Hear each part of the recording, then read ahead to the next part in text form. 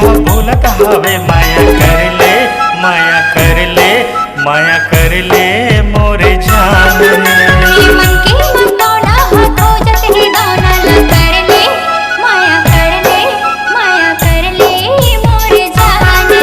मोरे माथे के टिकली हा भूलत हवे माया कर ले माया कर ले माया कर ले मोरे जान रे।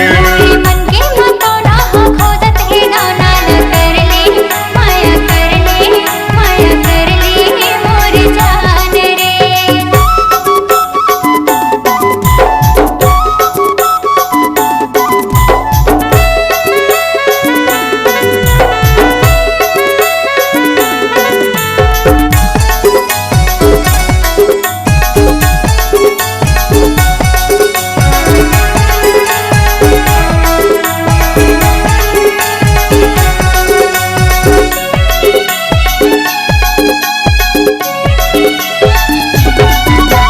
चंदा कस मुखड़ा सुंदर है गोरी भरे भरे है जवानी रे तोर भरे भरे है जवानी रे तोर। 18 बरस के उम्र है राजा दिला चुरा के लेगी मोर दिला चुरा के लेगी मोर।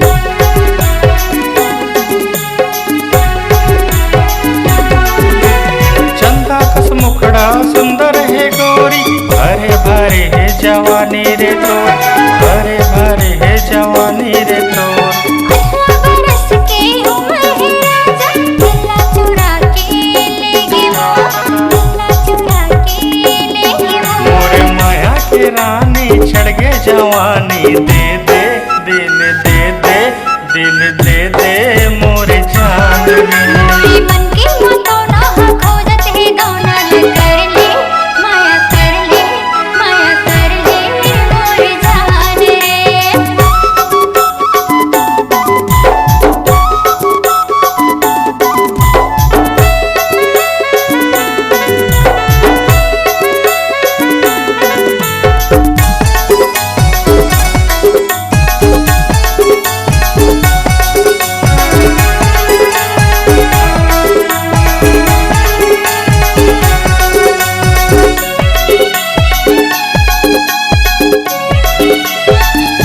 कैसे कैसे संगी मोला करे जैसे लगे जादू टोना जैसे लगे जादू टोना। माया के मोहने त मोला खवाए मन हो के मोर मतौना मन हो के मोर मतौना।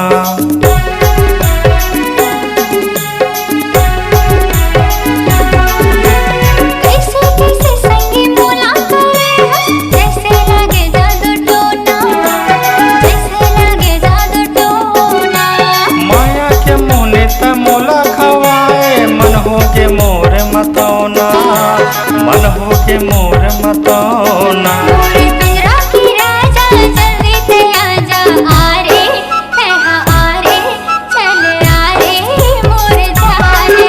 मोरे माथे के टिकली हा बोलत हवे माया कर ले माया कर ले माया कर ले मोरे जान रे।